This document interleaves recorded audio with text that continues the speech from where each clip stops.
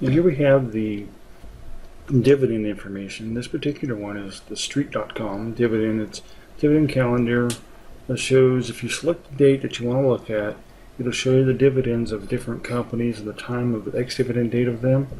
What's the next dividend date?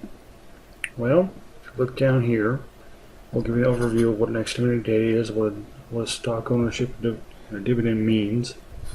Basically, it's the benefit of owning a company is that you ever paid a dividend. What that means is that you get a distribution of payment for a company and it shares its profit with you. Basically, it means it pays out a certain amount of money after a certain time, usually every quarter. Some do every month, some do once a year, twice a year. Most are every quarter for every share of that stock that you own. Usually dividends are based on the money the company has, so they aren't reinvesting their money, so they kind of take a hit once in a while. After their dividends are made, they take a hit on the price because they're not reinvesting, and the stock market sees that, so it usually goes down. Don't be alarmed if it goes down after a dividend payout. You'll also get that money for each share that you get. Say, for example, as they show here, ABC Widget Company decides it holds excess cash, likes investment opportunities, so it's going to reward its shareholders with a regular quarterly dividend payment. So the date for this is known as the declaration date. This is the date that the company announces that it's going to give a specific dividend payment, usually gives the date of the payment. Anybody that holds it on that record date, anybody that holds it on that date that they actually pay it out or are going to pay it out, gets that payment for the amount of money. So for example, if they say they're going to pay 25 cents per share on March 31st, that would be the payment date. All the shareholders of record at the close of business day on March 16th. They usually do it a week or two ahead of time with the actual payout date. So everybody that holds that as of March 16th, on March 31st, they'll get that 25 cents per share in their account.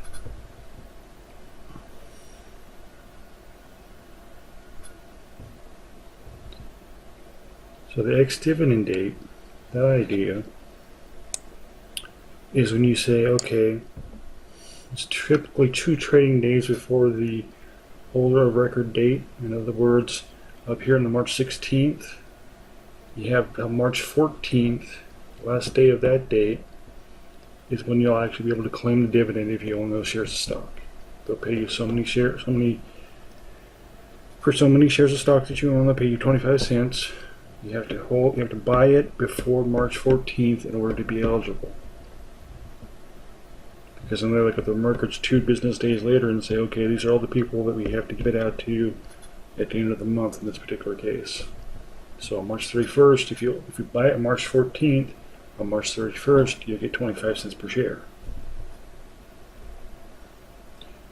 Another important term you think about is to say, okay, so to summarize these things, you say, all right, you have an ex-dividend date, that's the time that you have to own it before in order to get that payment. The amount of the payment is going to be shown by the company. That just depends on what the kind of revenue they have, what they want to pay out. They're going to give you a day that says, all right, you have to own it before this date. They're going to look at it a couple of days after that. They're going to look at the records a couple of days after that and say, all these people own our shares of our stock. We have to pay out this amount of money. Okay, so they're going to pay out, and your broker is going to put that money that is paid to them into your account for the shares that you own. If you own 10 shares and it's 25 cents a share, you're going to get $2.50 into your account. That's essentially what an ex-dividend date is. If you want to talk about the actual dividend calendars at thestreet.com, let's look at one of those, for example, on Friday, July 1st. Okay, we go on to click on one of the ones in the blue. You can click on any of these here. And you say, all right, these companies here on July 1st, Friday, July 1st, their ex-dividend, you drop down the symbols for the ex-dividend date. All of these here, they have them in alphabetical order. You have the symbol over here. the name of the company, the amount they're going to give you, what the yield is. In other words, how much that is based on their stock price and what their ex-dividend date is. So, for example, if you want to buy American Eagle Outfitters and you say, I want to buy it, okay, I have to buy it, in this particular case, I would have had to buy it in June 28th or thereabouts to get my ex-dividend date of July 1st. So for every share that I owned, I would have got 13 cents. It doesn't show here what the actual payment date was, but I'm assuming it's going to be for the end of the month. Some of them do a week after, some of them do 2 weeks after, some do them every month, at the end of every month, at the end of a month. And you just go through there and you can look at different ones and say, okay, how much can I afford to buy? And that's when you come into your research, is you say, okay, which one is a good stable stock? Which one has been giving the most for the longest? Which one's got a long-term payment? If one's been paying for 3 years and another's been paying for 30 years, well, okay. So you have that, and you have your ex-dividend date, so I got to buy it before this, and I'll get my money, 13 cents every share, or whatever you decide on, for which one you want to buy. And that's essentially what you do for your ex-dividends.